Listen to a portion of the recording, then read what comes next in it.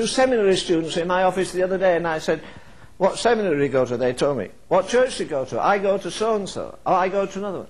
Oh, I said, your church has 26,000 members. How many come to the prayer meeting? We don't have a prayer meeting. I said, that's like me saying, give you my Cadillac. It was given to me, but I'm not giving it to you.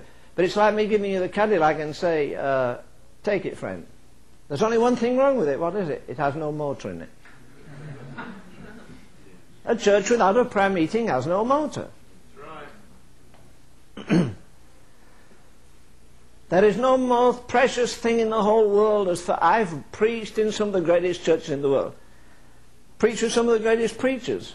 And prayed with some of the finest men I've ever met. Sometimes people say, you've talked about prayer this week. Can we have a prayer meeting? Yeah, we'll have it Friday night after the meeting. Tell all the preachers in town to come, and all the deacons, and all the other needy folk. Bring them to a prayer meeting. All this section is reserved for preachers. We're not down on our knees 10 minutes, but what they get up and...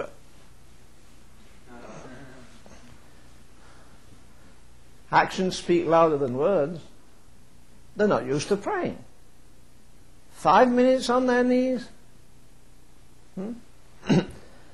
What was it, something we heard the other day, Martha, somebody who had given, what, 30? What was it? A period of time for what was it? I've forgotten. Something was said in the news. Well, one thing that was said in the news was that some of the athletes in the Olympics had trained for 8 years, some of them just to run for a matter of seconds down the track. One of the girls on the basketball, what is the other ball? Volleyball team was asked, don't you have to discipline yourself? Yes. Do you practice a lot? Yeah. 6 to 8 hours every day, 6 days a week. Doesn't it involve sacrifice? Yeah. You have to leave home? Yeah. What else? Oh, this girl said, I haven't seen my boyfriend for 9 months. Supposing you tell our students on our campuses you can't go home for 9 months, boy, they cry their eyes out. You have to discipline yourself for 6 to 8 hours every day in the presence of God. Remember, those gold medals are already tarnished. Right. They asked one young fella, what are you going to do with the gold medal? Do you know what he said? Have it bronzed. It shows the value we put on it, but that's all it's worth. But Paul says they do it for a corruptible crown. Remember, the Olympics were there 400 years before Christ was born. And they were more strenuous then, even than they are today. They didn't have vitamins and all the other things that we have. But getting back to it, we're living in a day when there's little, if any, discipline. Come on, go to bed at the same time every night. Get up at the same time every morning. Take time to be holy. Forget your friends. If they want to be skeletons spiritually, let them be skeletons. That's right. If they want to be poor spiritually, let them be poor. You're going to be not going to be judged for their lives, you're going to be judged for your life. Yes. Have mercy upon me, O God, according to the multitude of thy tender mercies. He uses different words here now. Blot out my transgressions. Blot out means like, here, I erase this thing here. It's completely gone. There you are. Now it's gone. Okay. That's what the word blot means. To blot out means to erase. Wash me. If you've been in Oriental countries, you've seen women go down to the river, they put clothes in the river, and then they put them down and they tramp them out. They're tramping the dirt out. And that's exactly what that Hebrew word wash means there. Trample me. If need be, crush me to get this thing out of me. Then he uses an amazing word. Cleanse me. There was a great Hebrew scholar years ago, some of you must have read, he has 2 great volumes, Dr. Edersheim, on Edersheim's study of the life of Christ is the greatest classic ever. You can still buy it. Dr. Edersheim, a Hebrew scholar, says you cannot translate this word cleanse into English except this way.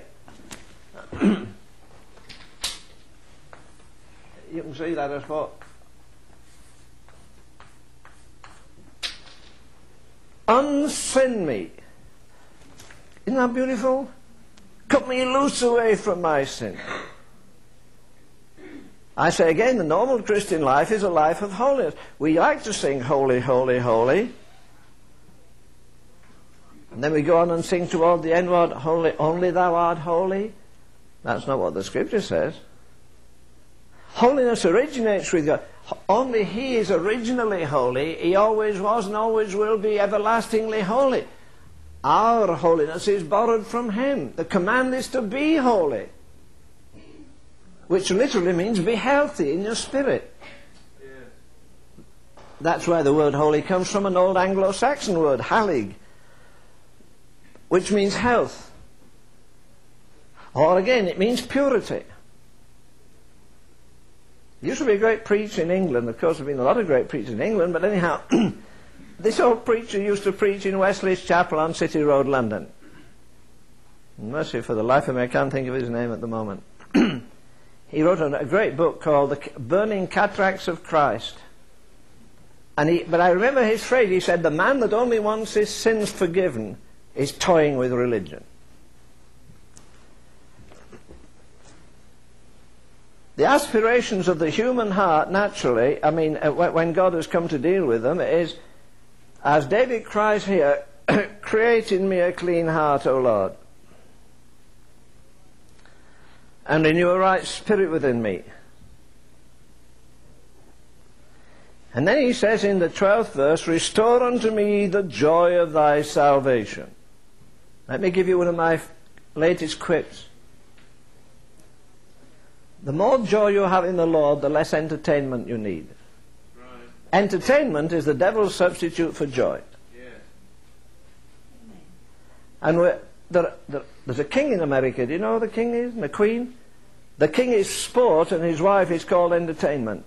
Right. And they're devouring not only the man in the street, they're devouring people in the pews, not only that, they're devouring preachers. Ask your preacher, what time do you go to bed at night? If he says it's none of your business, say it is. I want to know what kind of a man you are. Ask him what kind of a prayer life he has. I don't ask people if they're saved anymore. Who isn't saved? From the White House to the jailhouse.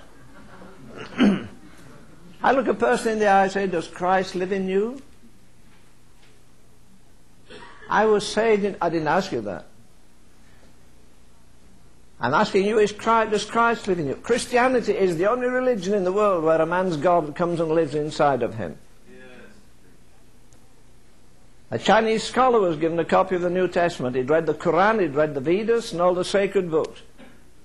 The man said to him, did you read the New Testament through? He said, I did. What's the most amazing thing? He thought the man would say the most amazing thing I read was that Jesus Christ was born of a virgin, that he died and physically rose again from the dead.